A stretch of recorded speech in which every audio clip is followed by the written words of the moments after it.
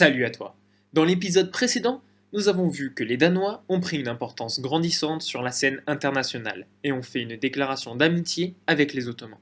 Cependant, tout n'était pas rose et la découverte d'un espion zoulou a poussé notre civilisation à les dénoncer publiquement.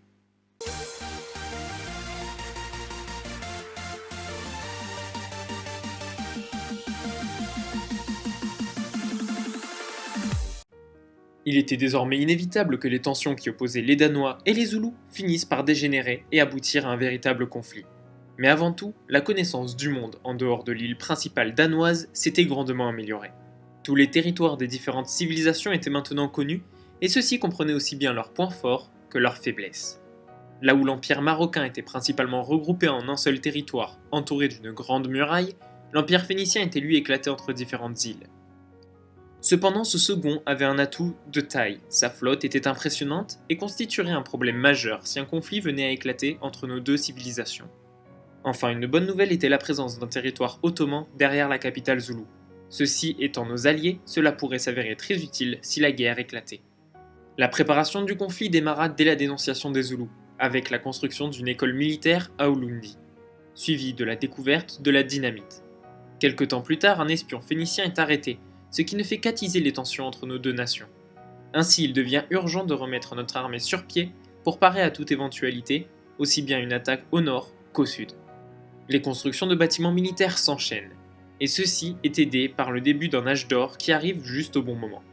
En parallèle, nous organisons le retour de navires se trouvant plus loin à l'est afin qu'ils encerclent l'île Zoulou. En plus des structures militaires, des gendarmeries sont construites un peu partout pour éviter que des incidents impliquant des espions se reproduisent. Alors que les échanges continuent avec les Marocains afin d'aider notre économie, nous observions des mouvements de troupes suspects sur le territoire zoulou qui nous inquiétaient. En 1998, Niels Bohr, un grand savant, se fera connaître et aidera à la mise en place du moteur à vapeur.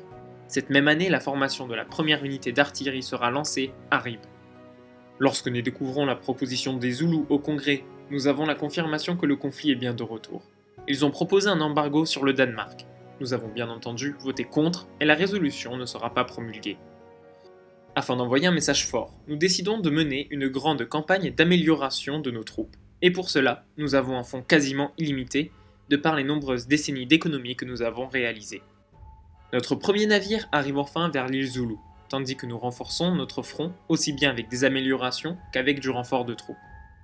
Nous avons en 1999 la confirmation que la civilisation zoulou est définitivement perdue, quand ceux-ci viennent reprocher notre vote lors du congrès.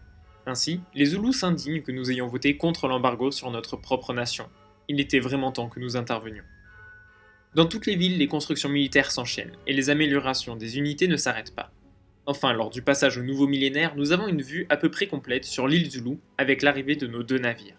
L'année 2000 est comme une consécration pour nous, quand les Ottomans nous proposent que nous déclarions conjointement la guerre aux Zoulous. Nous acceptons volontiers en demandant toutefois un délai afin de nous préparer efficacement. Ainsi, pendant la décennie qui suivit, nous avons continué nos échanges avec le Maroc afin de payer notre armée. De plus, de nombreux artistes danois font parler d'eux, comme Georges Isaac avec son roman Maria, ou encore Francisco Manuel da Silva avec son opéra Te Deum. Un grand nom de la marine, l'amiral Fernando Villaamil, va également être découvert à cette période et rejoindre le front. De nombreuses troupes vont être formées et des équipements de guerre vont être fabriqués dans toutes les villes, essentiellement des chantiers navals qui permettront de mettre en place une flotte conséquente avant et pendant la guerre. En 2008, 2 ans avant le début de la guerre, une étude nous désigne comme le peuple le plus riche et nous apprenons par la même occasion que les caisses des Zoulous sont à sec. Cette guerre s'annonce particulièrement facile. En 2010, le grand jour est arrivé. Les Ottomans et nous-mêmes déclarons la guerre aux Zoulous.